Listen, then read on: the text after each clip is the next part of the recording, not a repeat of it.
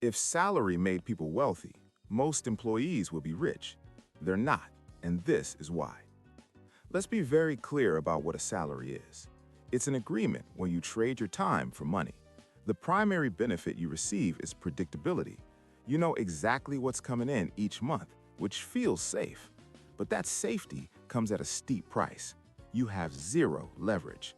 Your income is directly and permanently capped by the number of hours in your day. You can't work 200 hours in a week. And the mechanisms for growth within that system, like raises, are fundamentally flawed. Most annual raises barely manage to keep pace with inflation, meaning your purchasing power is stagnant at best. On top of that, salaried income is the easiest for the government to tax, and it's hit the hardest. It's a structured system, and you need to understand its purpose. A salary is not designed to build wealth. It's designed to control labor. So why does this structure exist? It's not a conspiracy, it's about efficiency. For an economic system to function at scale, it needs predictability, just like you do. Salaried income is incredibly easy to tax. The money is deducted before it even hits your bank account. There's no guesswork. For employers, fixed salaries make forecasting their largest expense, labor, simple and predictable. They can forecast costs years in advance. But the most powerful mechanism here is dependency. When your entire financial survival is tied to a check that arrives every 2 weeks or every month, you become dependent on that cash flow. It makes you risk-averse. It keeps you showing up. The system doesn't hate you, it just doesn't reward independence. Let's look at the simple math that keeps you stuck, because this is where the feeling of running on a treadmill comes from.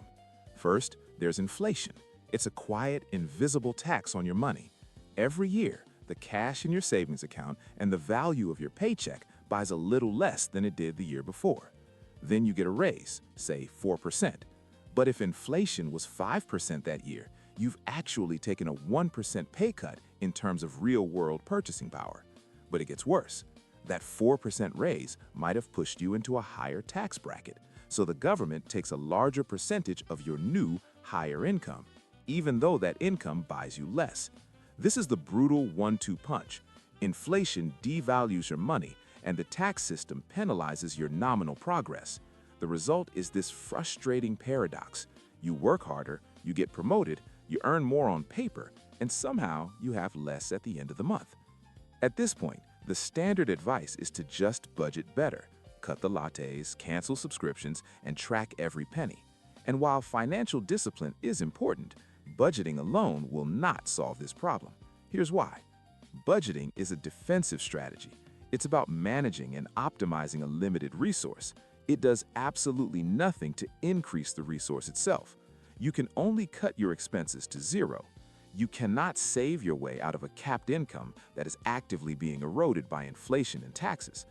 Being the world's most disciplined budgeter is admirable, but discipline without any potential for upside still leaves you trapped within the same mathematical limits.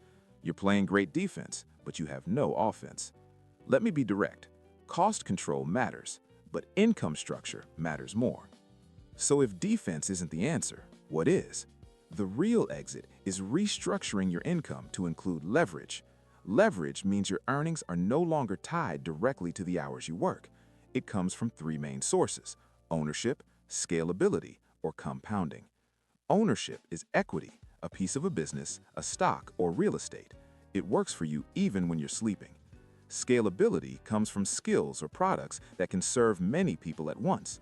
Think of a consultant who creates a digital course or a software developer who builds an app. They build it once and can sell it thousands of times. Compounding is what happens when your assets, like stocks, generate earnings that are then reinvested to generate their own earnings over time. Notice this isn't about gambling or some get-rich-quick fantasy. It's about a fundamental shift in how you earn. This isn't about quitting your job tomorrow. It's about reducing your dependence on it. So what can you do starting this week while you are still on salary? Here are 5 practical steps.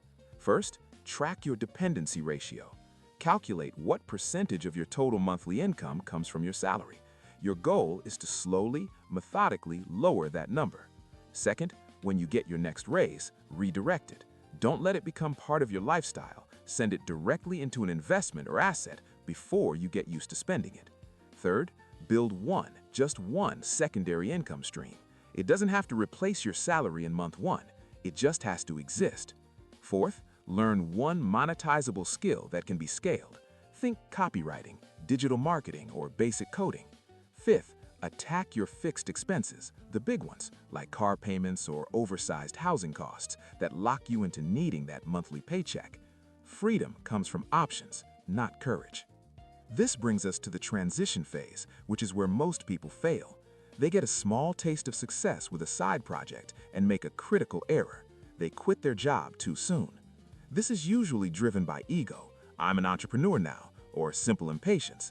They overestimate their new income stream and underestimate their expenses. They get overconfident.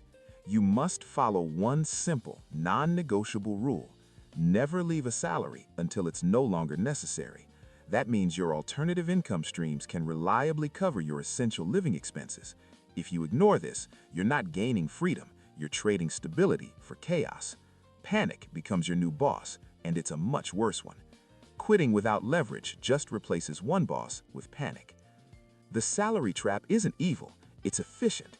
It's a system designed for a specific purpose, and it works very well. If you want out, you don't complain about the system, you learn its rules and then choose to play a different game. You restructure your income. That's the difference between workers and owners. If you want a checklist to start this process, you can find a link in the description.